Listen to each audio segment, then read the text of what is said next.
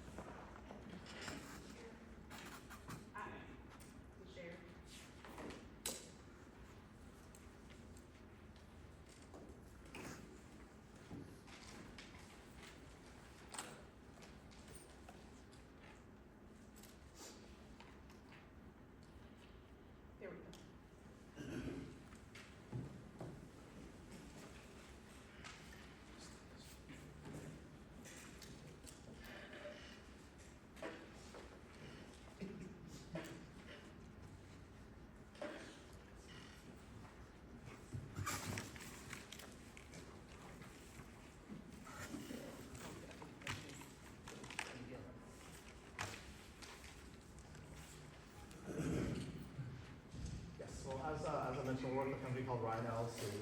I actually started in 2008 with them, and we were only 400 people at the time. We've grown to over 4,000 tax consultants and other professionals throughout not only the country, but globally.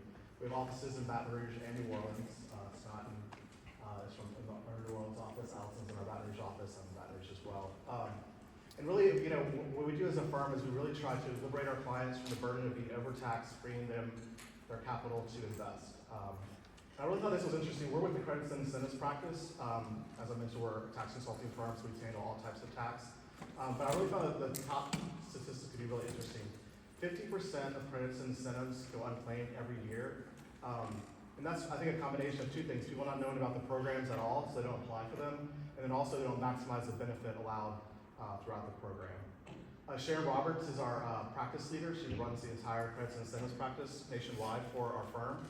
She's actually located in the Baton Rouge office, so she's an excellent resource just with her years of experience in the field. And Allison's going to talk about the case study that we're going to do, which is basically what I'll let her. Good morning, everybody. Thank you for having us with you today. I'm Allison Saunders. I'm a Ryan Credits and Incentives Specialist in the field of historic tax credits. And so what we really wanted to do is to take the opportunity today to kind of inform you about the credits and incentives that may be available for redevelopment and business opportunities in your community. As Kevin mentioned, we are a global tax consulting firm, and we really are dedicated to our mission of freeing people from the burden of overtaxation.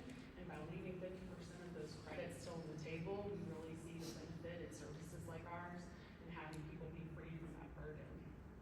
And so we decided today to kind of explore a case study.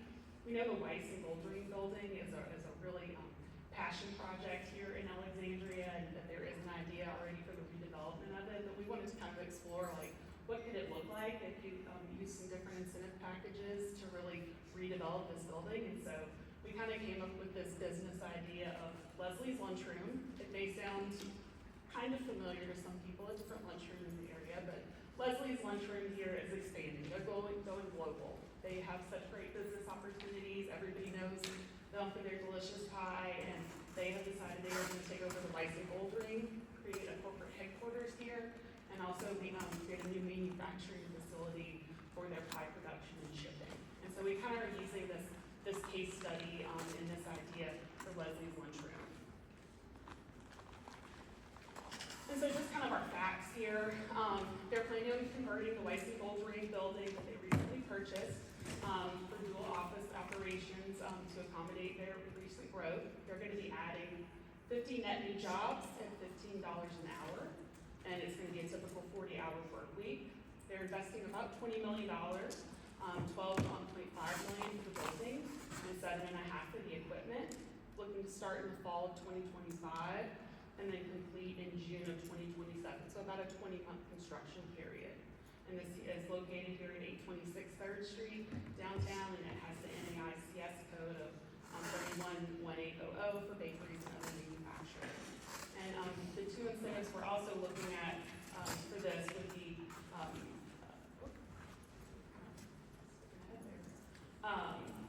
looking on geographic areas, quality jobs, and potential new markets tax credits. So first and foremost, and what I deal with the most, is the Federal Historic Rehabilitation Tax Credit. This is one of the nation's oldest and most well-loved and used incentive programs that are here for the rehabilitation of historic buildings and located in National Register districts or individually listed in the National Register. Our building here, the Weiss and Goldring, is listed in the National Register of Historic Places. And the benefit that's offered there is a 20% federal tax credit on qualified rehabilitation expenditures. So that building must be in a National Register district. It must meet a substantial rehabilitation test, which means you are extending the value of the building in qualified costs. It must be income producing and retained as income producing for 5 years. And then the project must be completed according to the federal Secretary of the Interior standards for rehabilitation, which are very stringent standards that ensure the longevity of the historic building, but it's made useful for its new purpose. Examples of the eligible expenditures include hard costs, the hard construction costs, some soft costs like engineering fees, architect's fees, interest on the construction loans. Non-eligible costs for the actual acquisition costs, anything remote from the building, any enlargements that increase the square footage of the building, and anything on the site itself. There is a two-step approval process for this program. We work with the State Historic Preservation Office and the National Park Service to ensure that the client can earn these credits. In addition to the federal program, the state of Louisiana offers one of the best and most competitive state historic tax credit programs in the country. I do like to refer to it as the platinum standard. This is something we do very well, and we complete more of these projects in the state of Louisiana than just about any other state in the country. And that's due to the fact that you can stack the federal 20% credit on top of the state 25 to 35% credit, potentially offsetting your project cost by 55%. Just like with the federal program, you go through the State Historic Preservation Office for approvals. Unlike the federal program, you only need to spend a minimum of $10,000. So instead of having to meet that large adjusted basis on the federal side, the actual value of the building in most cases, then you do just have to spend at least $10,000. Same eligible costs and expenses, and then just the state approval process. And again, like I mentioned, these credits are totally stackable. So again, 55% of construction costs could be offset with these programs. And so here's like kind of our economic model when we use our Leslie's Lunchroom example. We're looking at about $8 million in qualified building and materials expenses, and about 1.8 in labor and engineering fees. Unfortunately, with the historic rehabilitation tax credit program, machinery and equipment are not included, so we do have to back those out. But basically, on the $9.8 million of eligible construction costs, we're looking at a total earn of $4.4 million in credits. So definitely an impressive number. And so that's the historic rehabilitation tax credit program. I'll go ahead and turn it back over to my colleague, Heather Murphy, to tell you a little more about the enterprise zone. Yes, thanks, Allison. Yeah, so the one thing to keep in mind as we go through these programs, it's not like you have to choose between which program. You can apply for all the programs and kind of stack them together, and it can make a significant portion of what the project may cost and be able to be paid for. Enterprise Zone program is a great program in Louisiana. It focuses on job creation and areas that potentially may need a little assistance but are worth assisting. So there's two ways you can qualify for it. First is your business to be located in an enterprise zone. That's if you saw when Allison was going through the fact pattern, you put in the address and you can see what is an enterprise zone and what isn't. Or you can hire what they call targeted hires. And that's someone who lives in an enterprise zone or so once again, you can either your business can be located in an enterprise zone or you can do a targeted hire. The targeted hires could be someone who lives in an enterprise zone, receives public assistance, lacks basic skills that are usually required to be hired, or unemployable by traditional standards. So this is a way that we kind of reward businesses by taking a chance and kind of offering a job to someone who maybe wouldn't normally get it. The benefit is a $1,000 or $3,500 job credit per employee that you hire. $3,500 if it's a targeted hire, $1,000 if it's just someone who doesn't meet those qualifications. Then also on top of the job credit, you can get a 1.5% back on the qualified spend or sales and use tax rebate. So looking at our example, the job credit at the number of hires that we plan on doing would be $125,000. That's a cash rebate paid by the state.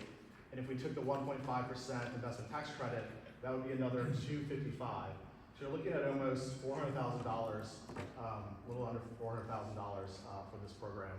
And all you have to do is hire five people if you have under 50 people statewide. So.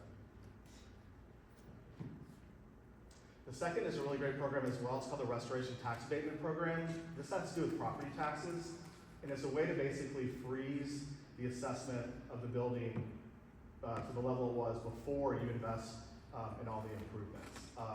So the program requirements is the project must be a renovation. Project must be at least 25% of the valuation of the property. So if the property is worth $10 million, you got to put in $2.5 million to qualify in that example. And the project site must be located in an economic development district, downtown district, or historic district or opportunity zone. Some examples of the eligible expenditures are basically anything that's going to stay with the building. So building and materials, labor and engineering, machinery and equipment that becomes integral to the structure itself. So not stuff that can kind of move around the building. Example of non-eligible ones, like I just talked about, kind of movable equipment, and then obviously the land itself. So if you kind of look at the modeling we did here, so the investment amount is about $20 million. So that's what you basically, we say 90% of the building would qualify. Only about 10% of the equipment would, because obviously that's not going to be part of the building in most cases. And about 90% of labor and engineering. So the $20 million, $12 million qualifies. That's what you would pay property tax on. So since you froze it at a level before the investment, you don't have to pay it on that $12 million. And at the rates here in Alexandria, it's almost a $200,000 per year savings for 10 years. The program is initially 5 years, it can be renewed. So that $200,000 is something you pay every year and don't have to for the 10-year period. And with that, I'm gonna turn it over to Scott. Thanks, Kevin.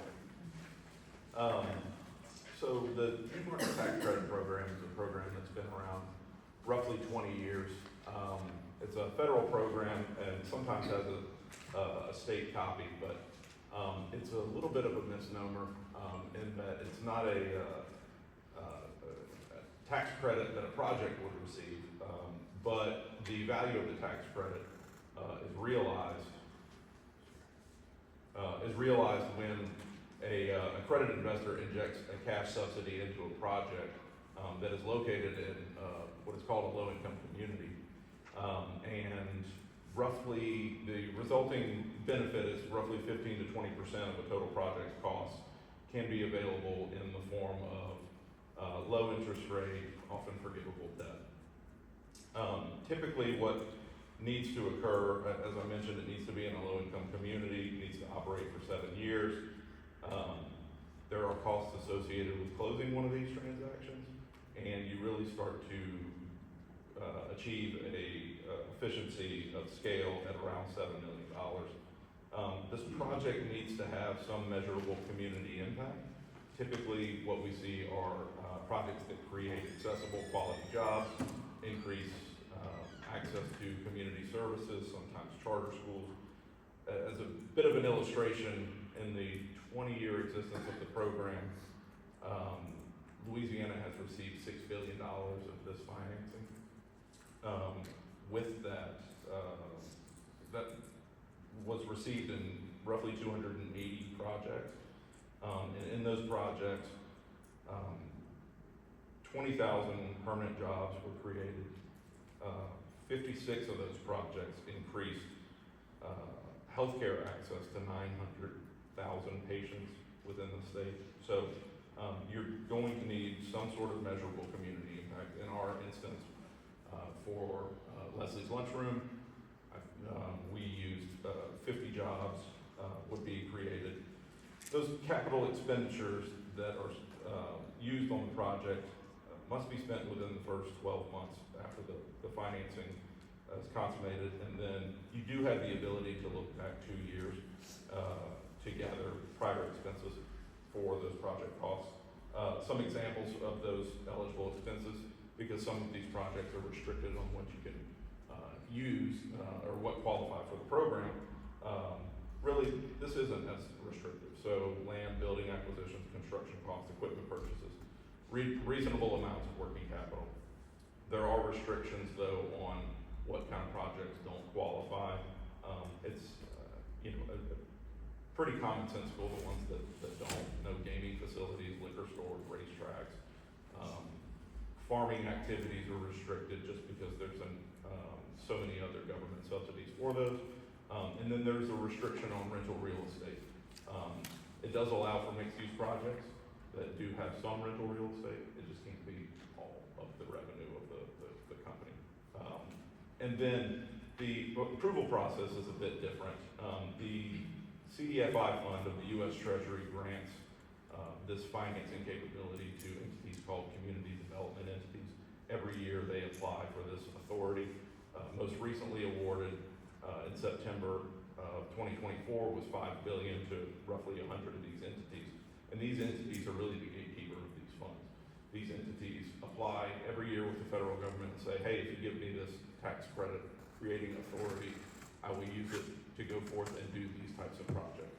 And so what happens is once a project decides that it wants to find new market tax credit allocation, it engages us, and we communicate with these community development entities to try to match our project with their business strategy or their community development strategy. So that's how the approval process works. So what does that really look like? So in our example, we have a $20 million project, and again, we're not necessarily restricted on what we can spend our funds on, so all $20 million of that would be an eligible expense. It's a 39% credit, which would create a $7.8 million actual dollar-for-dollar credit. Some investor is going to pay some discounted amount for that, so 80 cents in our example. So that would lead to a gross equity infusion, the cash that gets injected into the project of $6.2 million.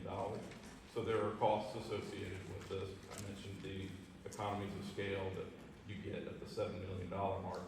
So there are legal expenses associated with this. Each one of these CDEs will also have some sort of fee arrangement to keep their lights on in the years maybe where they don't receive any allocation. And then, so ultimately, in our example, we've contemplated about $2.9 million of total cost. So your net upfront benefit is going to be roughly $3.3 million. This is $3.3 million that you have not had to borrow, or excuse me, the project has not had to borrow. So there are interest savings associated with not having to borrow that. In our example, we've hypothesized that an 8% interest rate on that. So a total benefit there of about $5.1 million. It's a process. It's not like other kind of statutory credits where you have to fill out this form and then you redeem it. And so our phased process kind of looks a little bit like a snake, but it consists of some research and analysis about the impact of the project plus the low-income community where the project's going to be. And then I mentioned, so that phase 2 is when we go to talk to those community development entities to attract them to our project. Then there's a closing process that lasts 2 to 3 months. And then there's a 7-year compliance period, and then we help the project also unwind at the end of those 7 years. So kind of all in, makes sense for a project to have a 6 month to a year runway before they're really going to be up and running. And so it's important to get involved, the sooner the better. And so when we stack all of the benefits that we really discussed here today, you can see here that the restoration tax, I think we pro forma it for the full 7 years that it is capable of projecting. You're looking at on a $20 million project, half of the value has already been contributed through these 4 or 5 tax credit programs. So it's a huge economic driver for areas, specifically with new markets, maybe a low-income community that needs a little bit more access to capital. And so it's a huge economic driver for these areas. So what's important and what we pride ourselves on is really with all of these programs is how much we know, how we can steer clients, how we can steer projects to get the most bang for their buck, to make sure that we are turning over every stone to help them get the most value to their project, because we know how important these projects are to the communities in which they are. And so we know the people, we know the processes, we know how to navigate. We have a local presence, Baton Rouge and New Orleans. I'm a guy from North Louisiana, so we know people throughout the state that can help these projects achieve their full scope. Know that we've kind of launched a whole lot at you, and appreciate y'all's time today. Happy to open it up for questions that you might have about this. We've also included our contact information if you think of something after the fact. We'd love to be of assistance in any way we can. I spend most of my day receiving calls from people like you, or people that have been, seen projects, and they need to know, how this project might work in whatever location. Happy to run whatever mapping tools we need to do to help somebody understand maybe some benefit that they might not otherwise know about. I should have led with this, but I was messing up with Zoom. We met with members from Ryan, Dr. Lewis and I, about a month ago, and they wanted to do an introductory meeting and get a presence here in Central Louisiana. So for those of you wondering what's this got to do with us, I invited several executive directors from other entities, Louisiana Central, the Chamber, so they could just share contact information, or, like you said, get more information from. So this is what this is about. Yeah. I do have a question. You're talking about the new market tax credits, and that's basically you're gonna get the cash flow off of selling those bases on pretty close to what market is normally for those. But I didn't see that with the historic tax credits, and I see the credits there. Would you not do the same thing with the historic tax credit? Or how would you, what's the most efficient way to do that?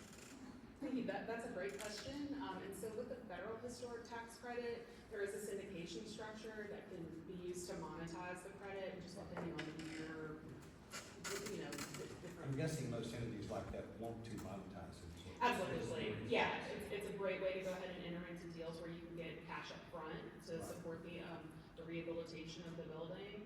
And then, yeah, you sign over your credits earned at the end. Now, the great thing with the state of Louisiana's tax credit is that it is fully transferable and certificated. So you can use that once you earn it, or you can sell it, and sometimes just depending, in some cases, it's even like $1.01 value, so you can actually get over the value of the tax credit. And one thing to keep in mind is, especially, I can't speak to Scott's and Allison's, but how the enterprise zone works in the restoration tax abatement is you have to put a pre-notification in.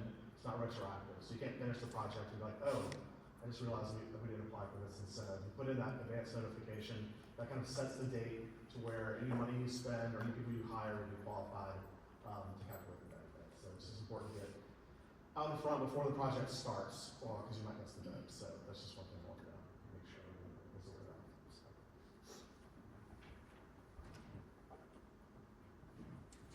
Any other questions?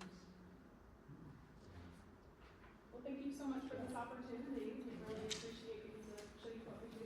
Yeah, especially because, I mean, really, you know, these incentive programs, they really can make a difference between a project moving forward or not moving forward. As you saw from our example, and we did have a favorable fact pattern, it paid for about 50% of the project. But I mean, a lot of times it pays 25% of the project, and that 25% can be whether it's green or not. So it's just, these programs are really important. Thank you. Thank you, guys. Just, the Red Cross building right down the street right here, that's part of how they paid for that renovation of that building, that was redone years ago. I think it's the historic tax credits that they had.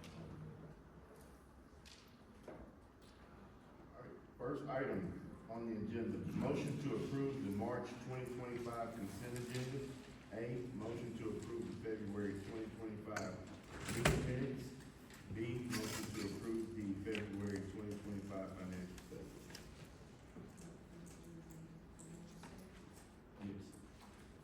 If you'll turn to tab 5, that's where mine lives. And on page 4, you can see, no changes in our CD balances at the end of February. Cash in the checking account was $5,849, and the money market was $1,051,457. And then we had receivables. Our total current assets are $1,572,000. No changes in property and equipment.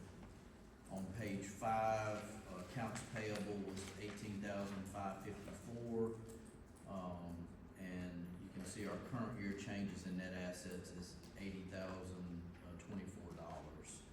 If you'll turn to page 6, you can see our occupancy revenues are $142,553.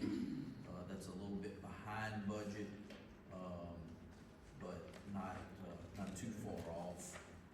Our operating expenses are about roughly $14,000 less than budget, so we're running pretty well there. And then we have economic development grants of $15,000 year to date and a $200,000 budget. So that puts us with our annual or our net income through 2 months of $80,000, where we had budgeted totally be $484. Doing well so far, even though we are a little bit behind budget on revenues. And you can see on page 8, while we are behind on budget on revenues, we are ahead of where we were this time last year by about $28,000.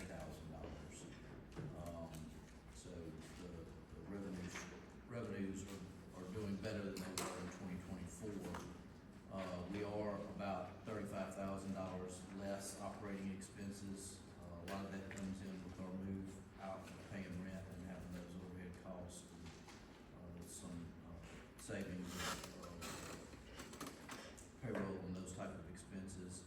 And then we are also about $20,000 less in economic development grants through the first 2 months of the year. So last year in February, we had almost $2,300 loss, and this year we got an $80,000 profit. Any questions?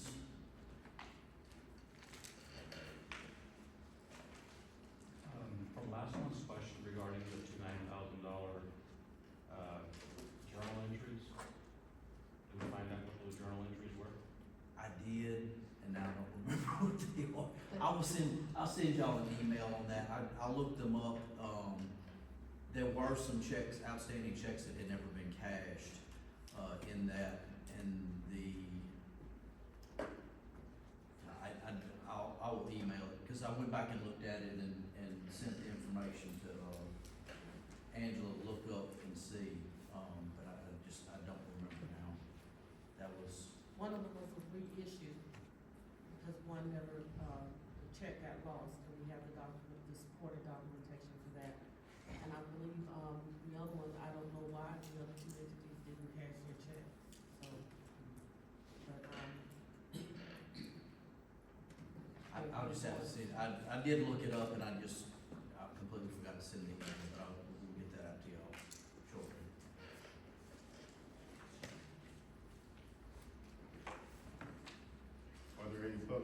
comments?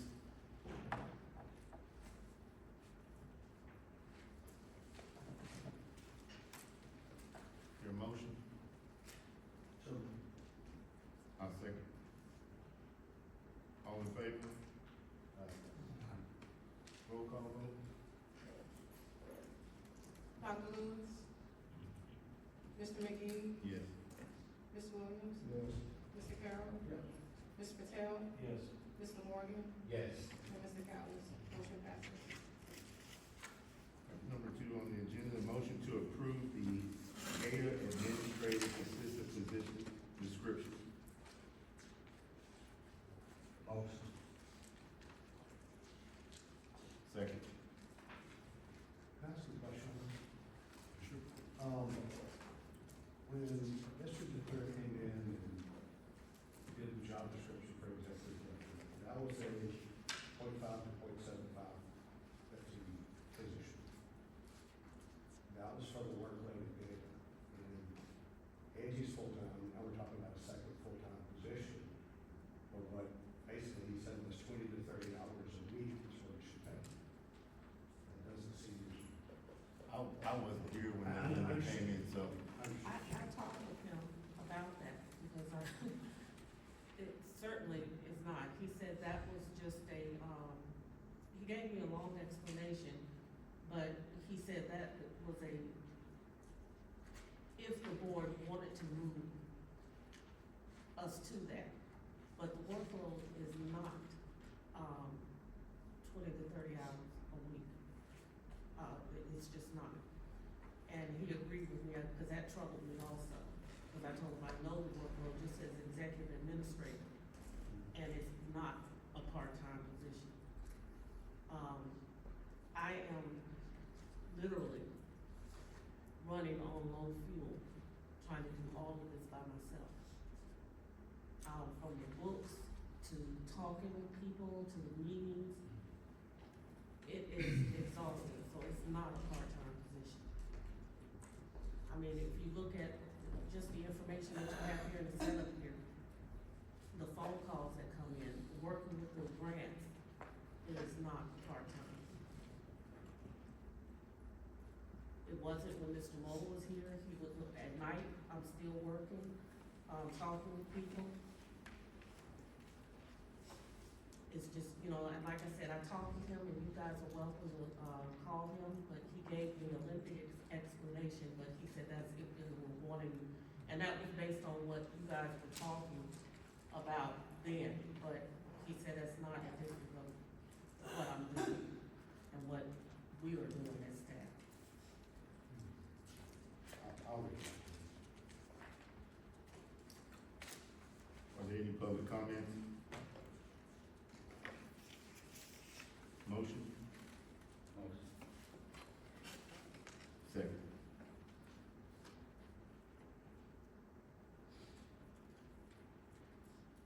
All in favor?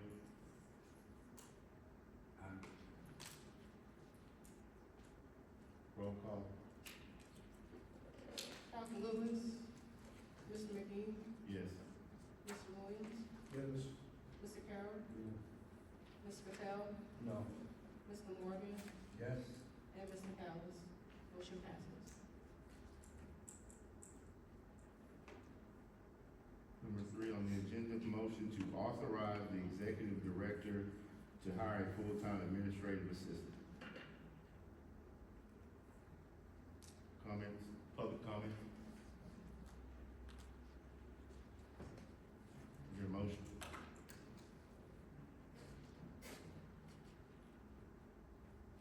I'll motion. There's a second? Second. All in favor? Roll call?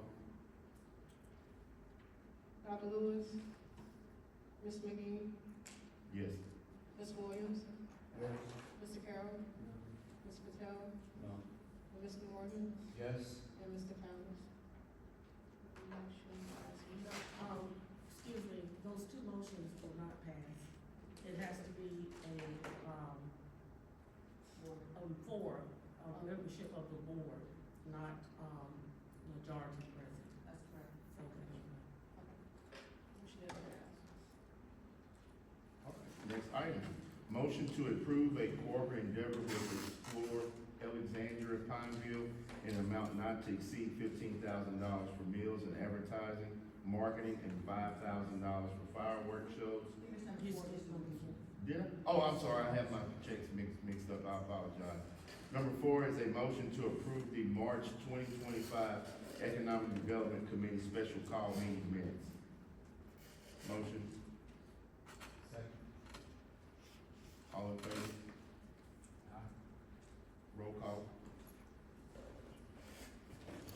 Dr. Lewis, Mr. McGee, Yes. Ms. Williams, Yes. Mr. Carroll, Yes. Mr. Taylor, Yes. Mr. Morgan, Yes. and Mr. Powers. Motion passes. Now we'll get to number 5.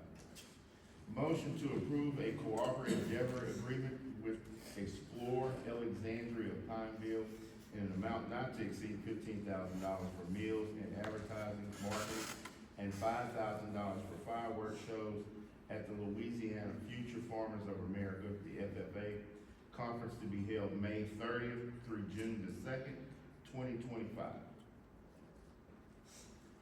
there any comments? Yes, ma'am. Hello, everybody. I'm Katie Vanderlake. I know most of you, but I'm the director at Explore Alexandria Pineville, formerly known as the Alexandria Pineville Area Convention and Visitors Bureau. Mouthful. I want to thank you all for your support of FFA. You guys have, prior to my being hired on, you guys were in a cooperative endeavor agreement with the CVB for 4 years. That was $20,000 given on your behalf to this convention, which is a 4-day convention. They're here a little bit longer, but the majority of these people are here for 4 days. There's 1,200 people here. It's one of the larger events that we have, and we're talking 800 hotel rooms. The economic development it brings in is tremendous, so I want to say thank you for partnering with us over the last 4 years. Now, March 28th, we are presenting for the next 4 years, and we are in competition with Baton Rouge. So I'm here today to ask if you will all consider a cooperative endeavor agreement for the next 4 years, provided that we do win this bid for FFA. They are here in the month of June, and they like to see the collaboration between the organizations here. We actually had a pre-meeting with them, and they like the fact that we partner with GAEDA, and they like the fact that multiple groups, entities want them here. So it's been a very, very productive cooperation with us, and I certainly appreciate that, and I would love to continue that and move forward. And it's definitely a feather in our cap for these entities to come together. I must say, they did bring that up. Does anybody have any questions for me? And just moving forward, if I can say, this is kind of a sidebar. I know that you guys have gone in some different directions, and we are a great resource for that. If you guys go to where you do sponsor bigger things, hunt the ball to us for some of these smaller things, some of these smaller events. We have upped our funding for some of these events, and we want to help. We want to help. So if you guys are moving, again, I'm not sure, but if you guys are moving toward bigger events, I know Angela and I have talked about some things before. She's punted a few things over to us that were a little bit smaller. But we're here to help. We want to collaborate with you guys. And obviously, when I look at this agenda, it makes me smile because all of these people want to have their events here. And I think we should all be excited about that. It's great for Central Louisiana, and I want to thank you. All right. Well, thank you for your time. Thank you. Are there any other public comments? Commissioners? Your motion? Motion. Second. All in favor?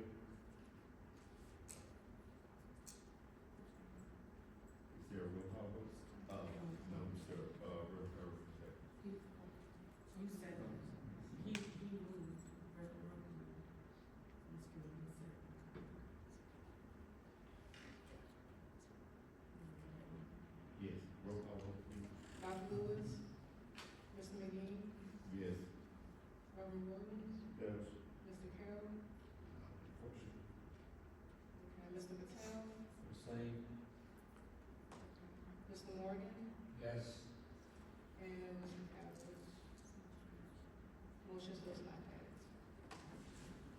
Item number 6, motion to approve a cooperative endeavor agreement with the Central Louisiana Regional Chamber of Commerce in an amount not to exceed $5,500 for the 2025 program.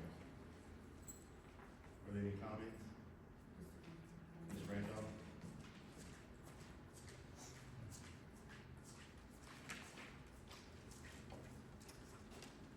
Thank you, again, members. I'm Deborah Randolph, President of the Central Louisiana Regional Chamber, and we deeply appreciate the support, and most of all, we appreciate partnering with GAEDA and look forward to a much more close alliance going forward. And this support would be greatly appreciated for our major programs, and we're looking forward to having you involved with us and attending those. And we're so happy that some of you will be attending the Central Louisiana Day of the Legislature down at the state capitol coming up in April, because it's so important for us to be down there weighing in with our legislators, and also as a major promotion of Central Louisiana and all that we have to offer. So again, we appreciate the support, and if you have any questions, I can answer those.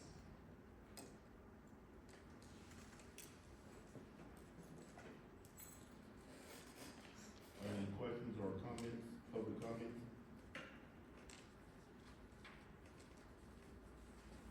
Thank you so much. Thank you. I'll motion. Second. All in favor? Is there a roll call vote? Dr. Lewis? Mr. McGee? Yes. Reverend Williams? Yes. Mr. Carroll? Ms. Patel? No. Mr. Morgan? Yes. And Mr. Jeffries? Motion does not pass. Number 7, a motion to approve a grant request with Kent Plantation House in an amount not to exceed $10,000 for advertising and marketing of the Tour de Bayou to be held September 19th through the 20th, 2025. She's here at the Are there any comments, public comments?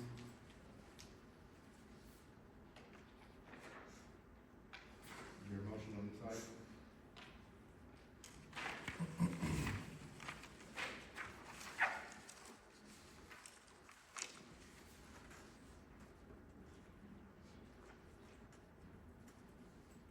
motion fails. Number 8, motion to approve a grant request for the Manor House in the amount not to exceed $10,000 for meals and advertising and marketing for the AM Pro Tour to be held in April 2nd through the 5th, 2025.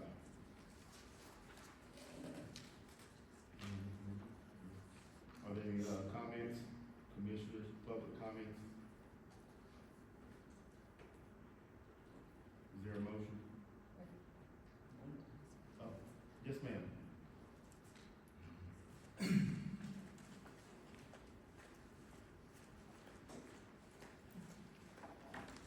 morning. I'm Jessica Geochart, the Executive Director of Manor House, and I appreciate you letting us come this morning and the past support that we've received from you.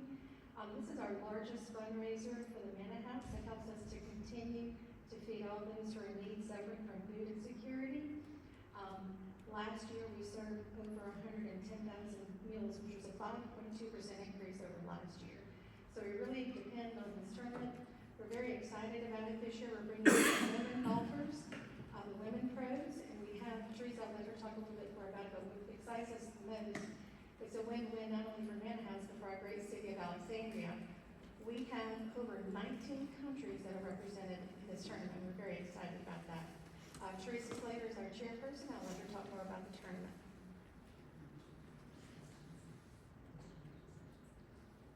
Thank y'all again for having us, and I'm Teresa Slater, I'm a board member of the Manor House, and I chair the golf tournament. Actually, the golf tournament, this is the 21st year that we've brought it here in Central Louisiana, in Alexandria, and it's the 9th year for the Manor House, and it's been tremendous, and we're excited to have the women LPGA tour coming in.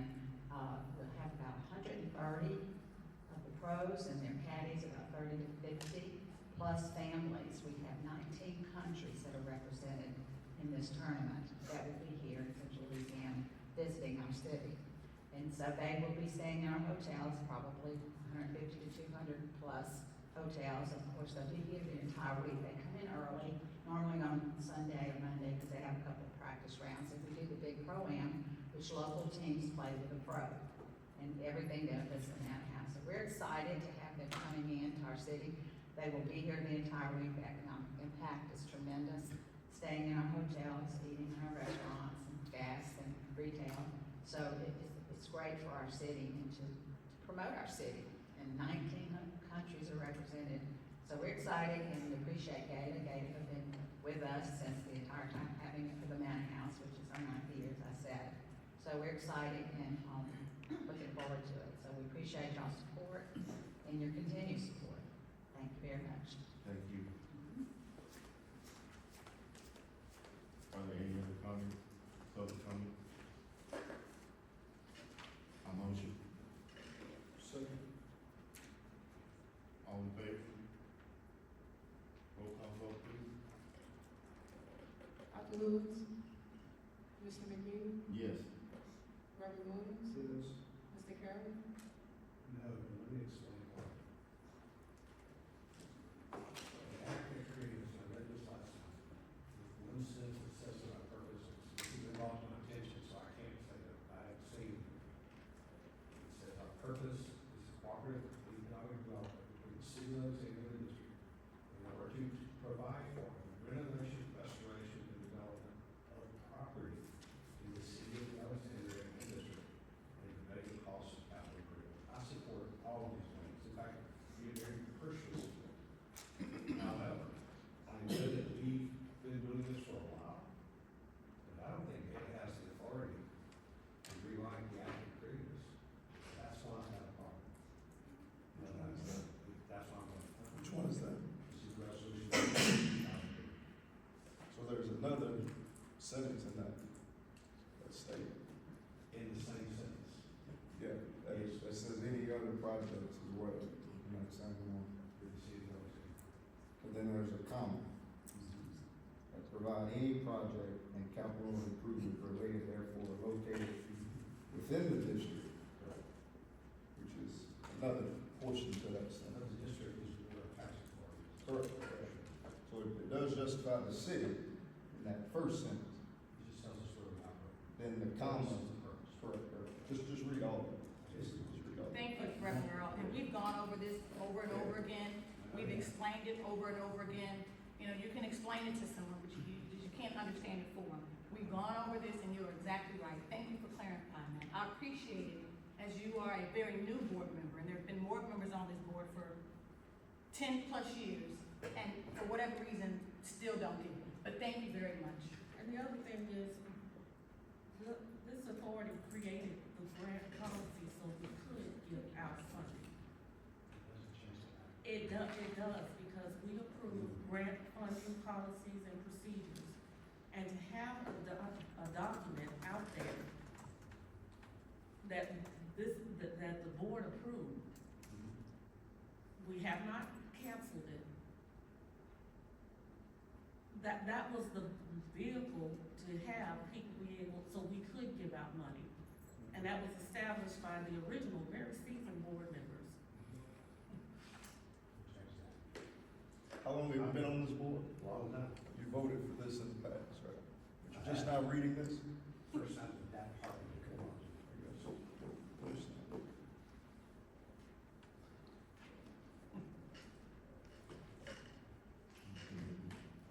Mr. Patel, No. Mr. Morgan, Yes. and Mr. Callis. So motion carries.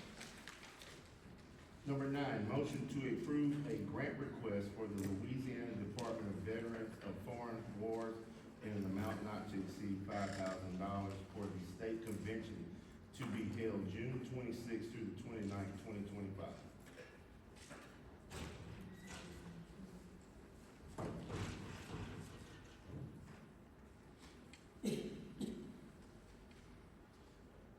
Good morning, everyone on the board. Good morning.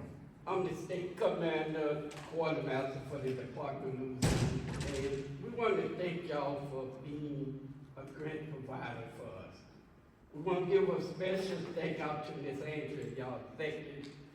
She always went beyond and above what we called for any information we needed. We in every parish in the state of Louisiana. We could go to any parish that hosts our convention, but we choose Alex for the last 24 years. We always had a good relationship with them. We have over 11,000 members local, 1.3 million members national. When we give the state convention, we have one of the state rep to come down. Not only we know local by Alex, but they know him by national by Alexandria. And we'd like to have y'all to continue, give us the grant so we can further promote Alex and the state of Louisiana. Thank y'all for y'all time. Thank you. Are there any public comments? Motion. Second. All in favor? Roll call vote. Dr. Lewis? Mr. McGee? Yes.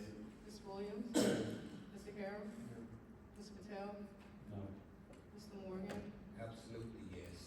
And Mr. Callis? Motion fails. Number 10, motion to approve a grant request for the Grand Lodge of Louisiana, F and AM in an amount not to exceed $5,000 for the 214th Annual Grand Lodge Session to be held April 24th through the 28th, 2025.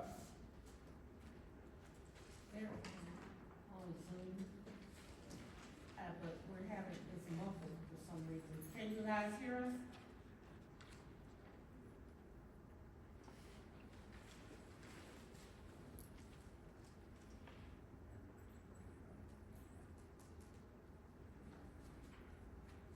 Mr. Vance, can you hear us? Mr. Vance, can you hear us? It looks like it's muted. Okay. Okay, here it is.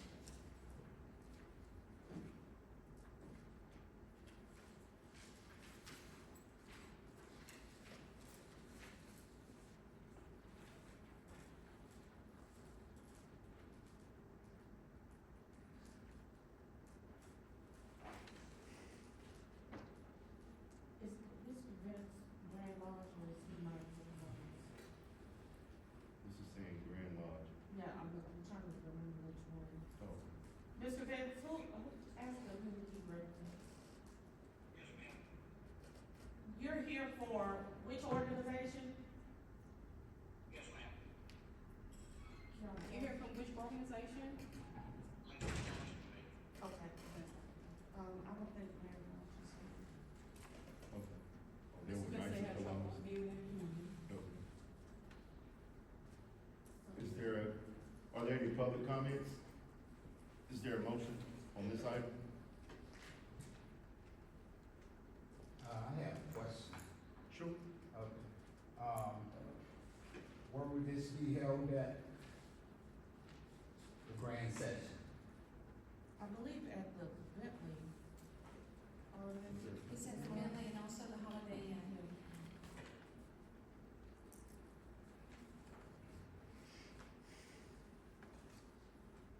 And we talked about it in the committee meeting. These are the ones that came out with recommendation from the committee. Is there a motion?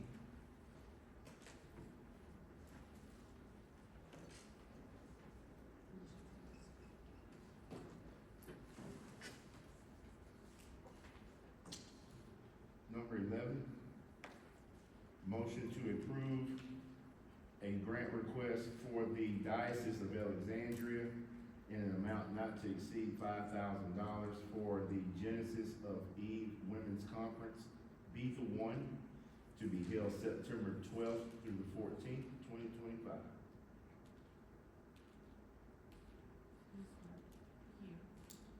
Okay, are there any public comments, commissioner comments?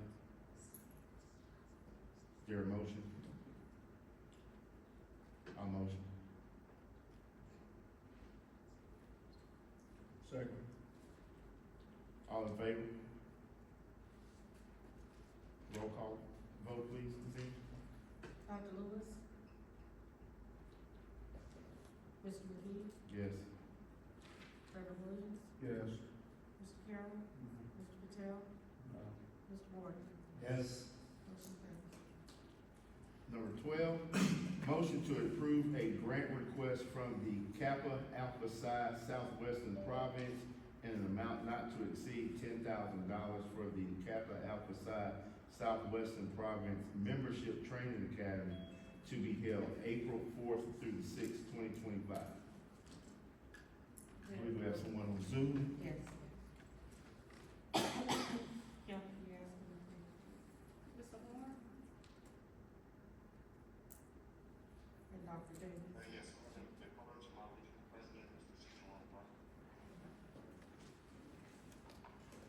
Good morning. Good morning. My name is Ron Brown, I'm the regional president for Kappa Alpha Psi Fraternity Incorporated. That represents Mississippi, Arkansas, Texas, New Mexico,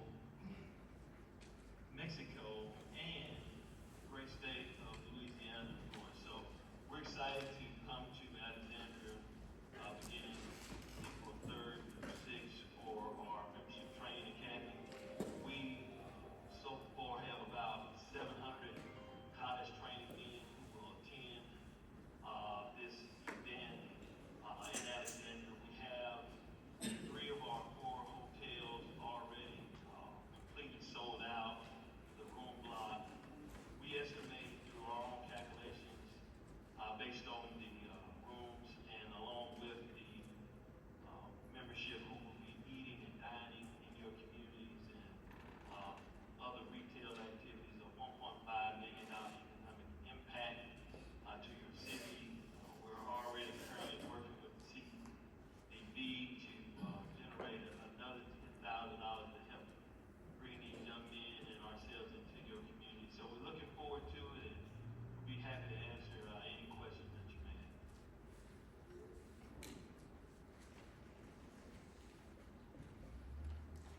Just to confirm, no problem. Are there any other questions? Are there any public comments, commissioners? I'll motion. Second. All in favor? Roll call vote, Ms. Andrews? Dr. Lewis? Mr. McGee? Yes. Mr. Williams? Yes. Mr. Carroll? Mr. Patel? Same. Mr. Morgan? Yes. Mr. Callis? Motion passes. Number 13, motion to approve Thank you, Mr. Brown. a grant request from the Knights of Columbus in an amount not to exceed $10,000 for the state convention to be held May 2nd, May 4th, 2025. Mr. Vance? Mr. Vance? The board is ready for your presentation. Yeah, the Knights of Columbus Convention and the Eagle Convention, we've been to Alexandria a few times, and want to come back to Alexandria here on the 2nd, 3rd. It should be a meeting where between 400 and 500 people, about 400 people staying in rooms and hotels there. So we're hoping to have a decent economic impact there. We're just looking to come back to it in Alexandria, we always have.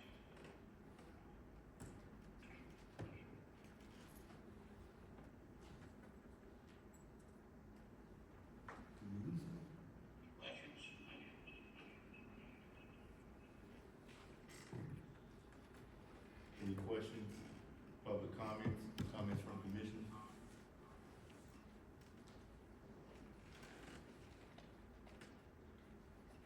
Is there a motion? Motion. Second. All in favor?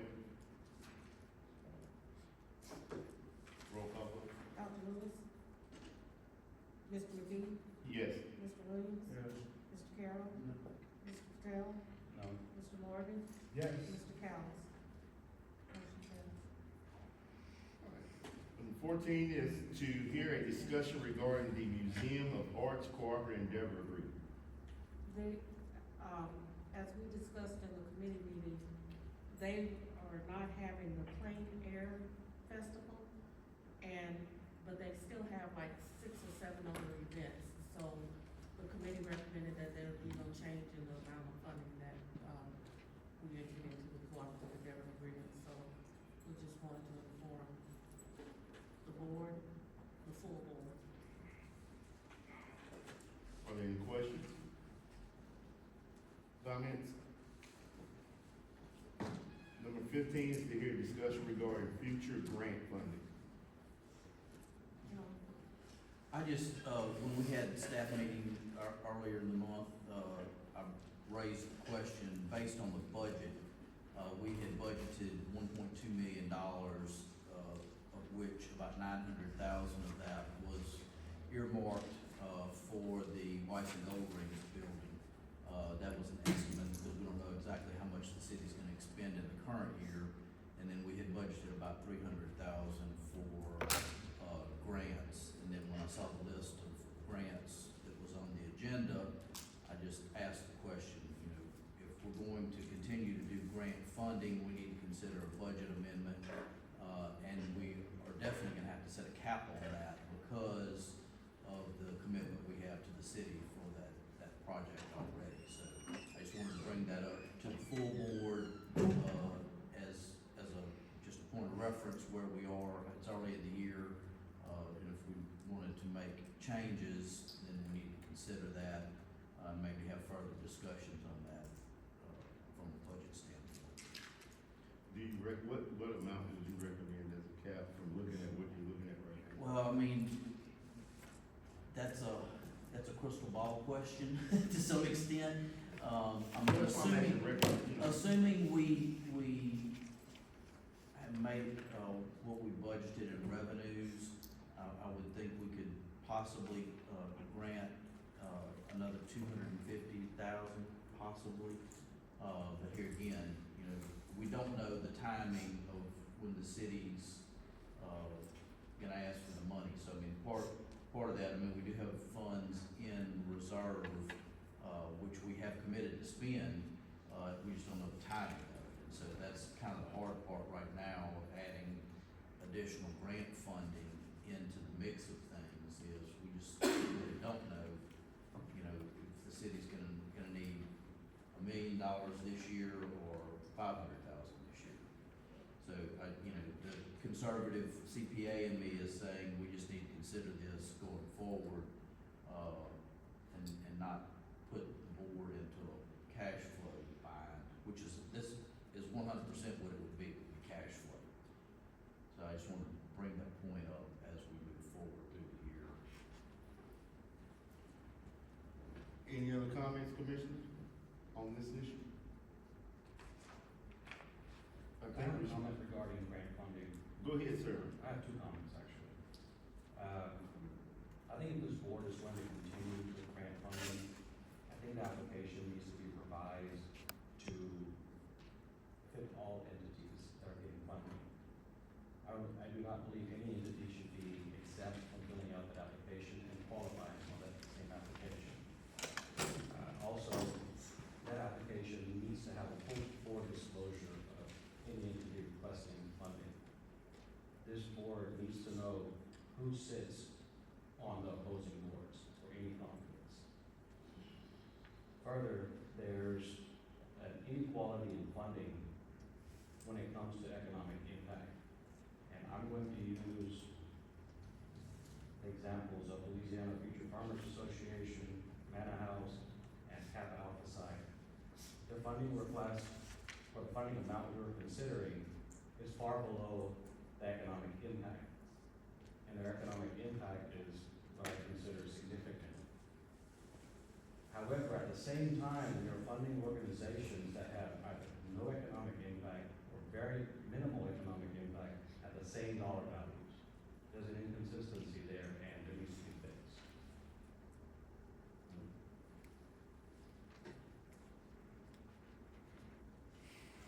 comments? Public comments? So you're saying we should revisit the amounts? Is that what you're talking about? Yes, in ratios and economic impact, and it should be, more of an equality type of situation, like if a particular group is producing, say, $500,000 in economic impact, that group versus a group that's only generating $30,000 of economic impact should not be getting the same type of funding.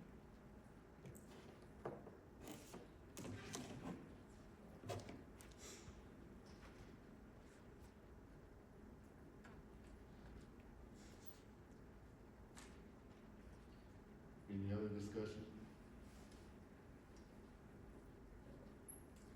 Number 16, to hear any public comments.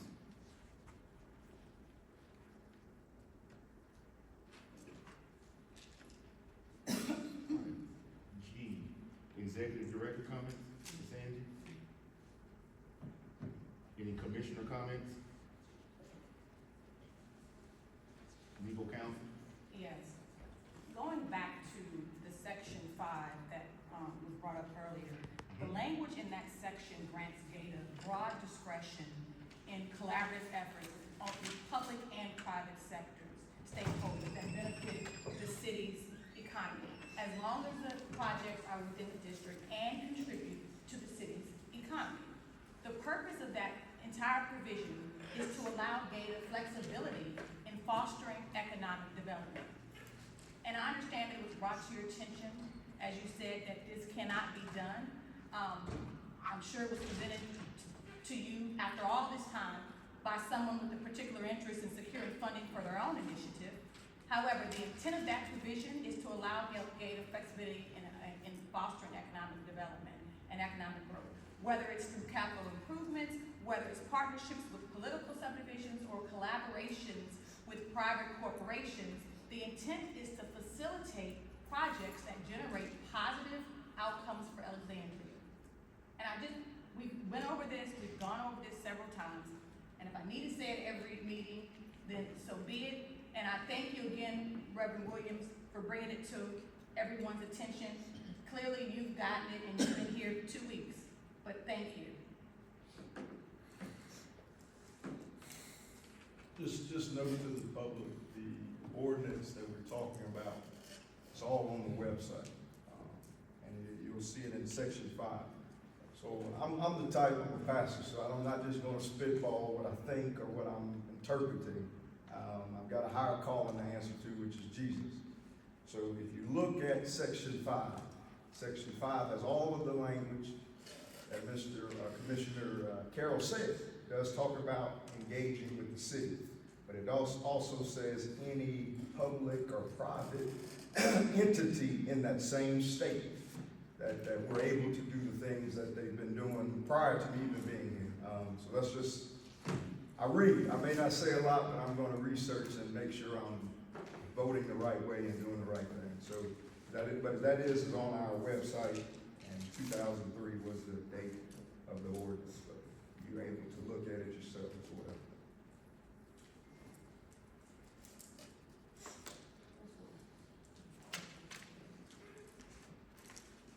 Mr. John, any county comments? No, none.